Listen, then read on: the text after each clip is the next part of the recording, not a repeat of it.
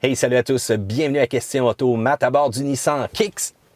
Impossible, pas assez flexible d'aller vous faire un bro kick présentement. C'est le dernier né de la famille Nissan du côté des multisegments et on veut vraiment cibler les gens qui restent en ville, qui ont des espaces restreints de stationnement et qui n'ont pas nécessairement besoin d'un gros véhicule.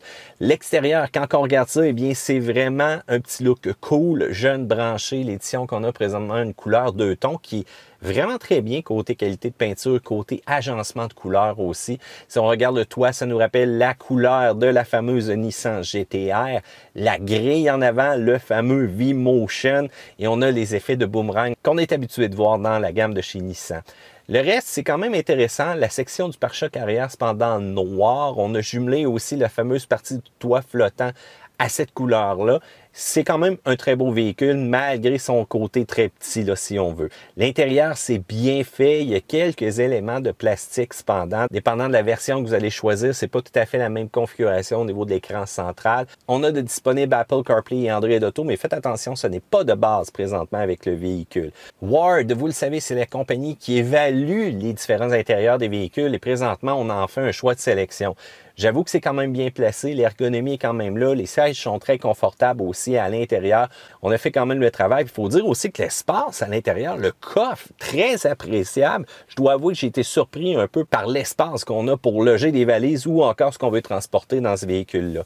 Pour le reste, motorisation 4 cylindres, c'est très petit cependant. C'est un moteur 1.6 litres, 125 chevaux à 5800 tours minute, 115 livres, pieds de couple à 4000 tours minute. On a jumelé le tout à une CVT. On a une petite position L ici, pas de mode de conduite, absolument rien d'autre. Vraiment un petit véhicule standard urbain. Et côté comportement routier, eh bien c'est correct, c'est un petit véhicule urbain. Les accélérations sont un peu justes. Cependant, côté suspension, ça fait amplement le travail. Il faut dire aussi du côté freinage, direction, c'est quand même correct dans cette catégorie de véhicules-là. Du côté consommation d'essence, eh bien là, on parle d'un 7,7 litres au 100 en ville et 6,6 sur l'autoroute. Je me serais attendu à mieux. Côté prix, le modèle S de base, c'est là que ça devient intéressant. On parle de 19 908 $. Ça vient quand même avec le système de sécurité de freinage d'urgence en cas de collision, la caméra de recul arrière, un écran central 7 pouces et on a le fameux système Siri iFree, donc les commandes vocales. Mais attention, on n'a pas Apple CarPlay ou Android Auto. Il faut aller dans le modèle SV, celui-là que je vous recommande d'ailleurs. Lui, c'est 22 908 $. Apple CarPlay, Android Auto, les sièges chauffants, les roues de 17 pouces. Et on a l'affichage central ici au niveau des instruments de 7 pouces avec plein de menus, plein d'informations quand même assez intéressantes. Le modèle SR, pleinement équipé, exactement celui-là que j'ai là. On parle de 25 008 $. Donc le système Bose Personal Plus à l'intérieur.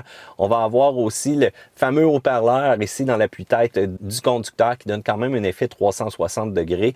Vous avez aussi la caméra, mais 360 au niveau du véhicule, les avertisseurs d'angle mort, l'alerte de trafic transversal et même la télécommande pour démarrer le véhicule à distance. C'est quand même intéressant et vous avez la possibilité de racheter une couleur 2 tons.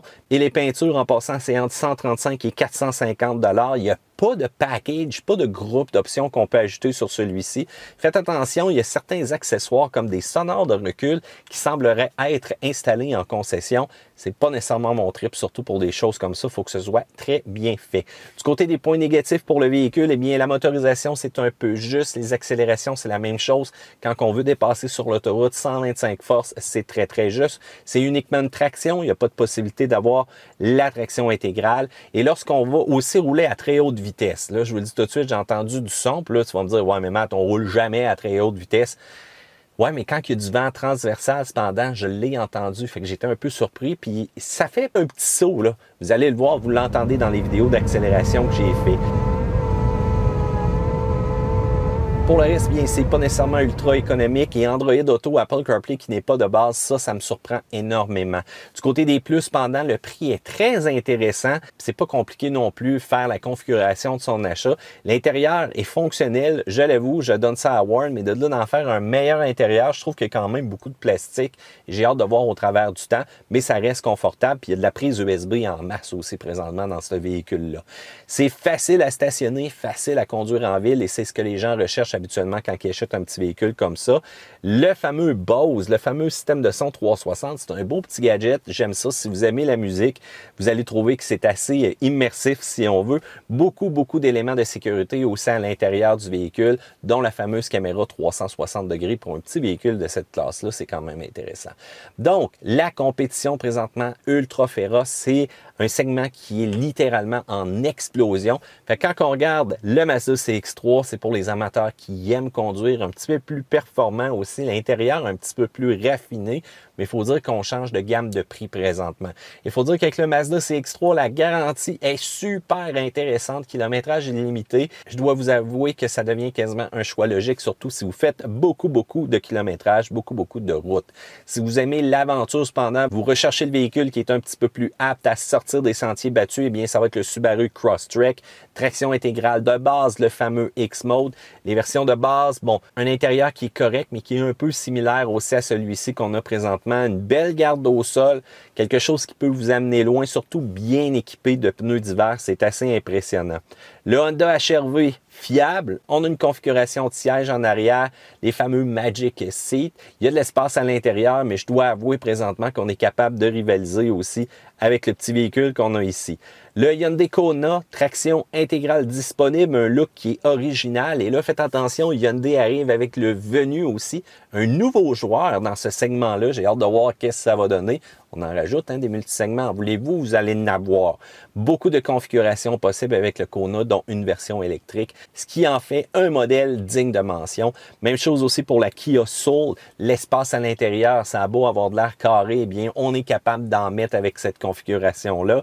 Beaucoup de configurations de modèles disponibles, une version turbo très sportive, une version électrique aussi. Je dois avouer que ça fait quand même bien le travail. Pour le Nissan Kicks, eh bien, si vous pleurez maintenant la perte de la fameuse Versa Note, eh bien, vous allez trouver le petit Kicks super intéressant pour vous avec une meilleure visibilité un petit peu plus haut. Ça, c'est parfait en ville des fois quand il y a un gros banc de neige laissé qu'on veut le passer. Mais pas de traction intégrale, ça va prendre un petit pied au plancher. Donc, j'espère que vous avez apprécié cette petite chronique-là. Section commentaires ci-dessous. Si vous avez des questions, quelque chose que j'ai pas parlé, eh bien, je suis là pour y répondre. Pouce en l'air sur la vidéo et surtout, abonnez-vous à Question Auto. On appuie sur la petite cloche et les accélérations du véhicule, c'est sur Car Question. Quand je vous dis là, que ça prend un petit peu plus de punch côté dépassement, vous allez voir pourquoi le 80-120, là, c'est pas le meilleur présentement qu'on a, mais ça fait partie de la game avec ces petits véhicules-là.